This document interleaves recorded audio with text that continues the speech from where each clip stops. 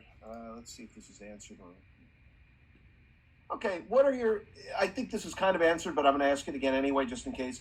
What are your favorite clip site and fan sites specifically in terms of building a relationship with fans? Maybe not so much about what makes the most money. This is asked by Keziah.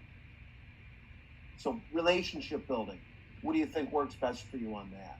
OnlyFans. OnlyFans. I mean, that's where most of the people are. Like, not just where they are, but where they're, like, actively, like, online. You're likely to find a ton of your fans who are just there waiting for you.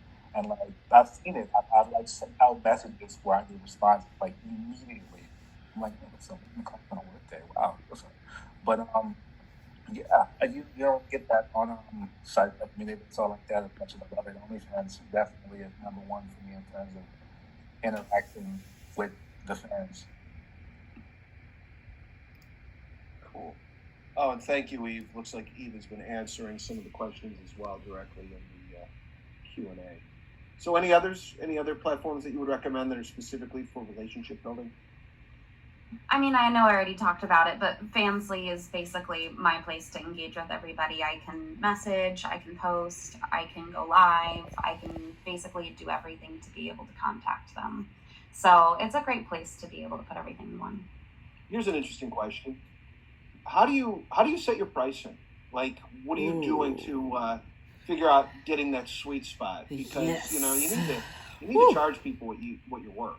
I mean, constantly undercutting. I've read somewhere that if you price something too cheaply, you're not going to get any sales. So, it's finding that sweet spot, and it's pretty competitive. I mean, whether you're up against people in your same market or not, what are you doing to basically find that number that you're going to get the most sales at? I think it's something that's so different for everyone, depending on your niche. I find sometimes us BBWs, and Mary can probably speak to this, sometimes, not all the time, but sometimes we don't get to charge as much as other people for stuff.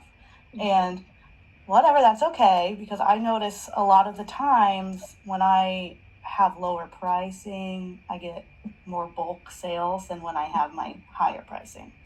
Something else that I like to do is research into like psychology of sales and marketings and things like that. That's why you'll never really find anything above $14.99 for me, because psychologically people hit that $15 mark and they don't want to buy. There's of course exceptions. I do financial domination, so that's a whole other ball game. But when you're thinking about the average, there's so much online on YouTube, these marketers and everything, where you could just research yourself on your time off. YouTube. YouTube has everything for you. So that's my biggest suggestion. Paisleehaze YouTube, yes. For pricing, I usually do like $1 per minute for my videos, for my clip sales, for PPV, that kind of stuff. For my Fansly tiers, I have made them so I feel like I'm giving enough for the amount that they pay for, which is another reason why I really love that. I'm not going to shut up, sorry. Because they give you a lot of options so that you're not always putting out stuff and trying to get a bunch of people to pay for the same content. You're putting it to the people who really want to see it. And then I have those higher price tiers where I know how much my videos cost, and I kind of go, okay, what's the average cost that I think it would be per month? And then I like dock it down. I always want them to feel like they're getting some sort of discount, especially when they're not just paying for one video, they're paying for like a subscription, or if they're loyal, they'll get a free video when they come back for another month. So there's definitely ways to keep your prices like regular in this, like however you want, but just offer things around it too. So like just make them feel a little bit extra special. Or if somebody you see them buy a couple extra videos, like what I love to do on mini vids is per review that they do, I'll give them either like a few nudes for free or like a video for free for how many videos that they review. So it kind of keeps people coming back for more as well.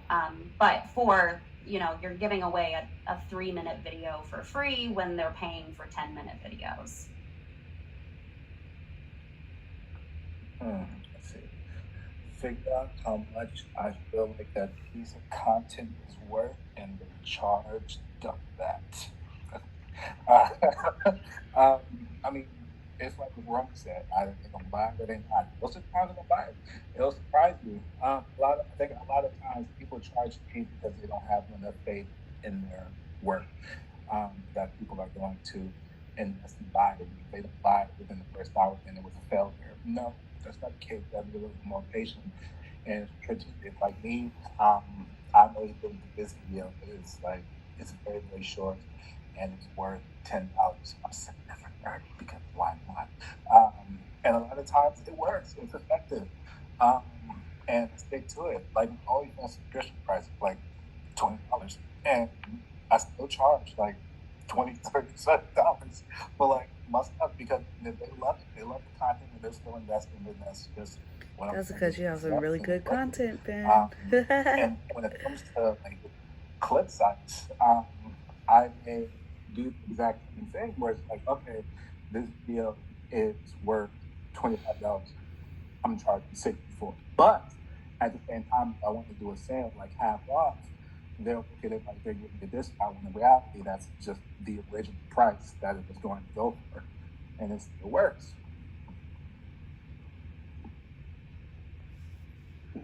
One last thing to add, I do normally do like $1 a video, or a minute per video. But what if it's a kink or if it's a fetish that I haven't done a lot of, and it's something that somebody has really been wanting, of course I'm gonna bump the price up for that.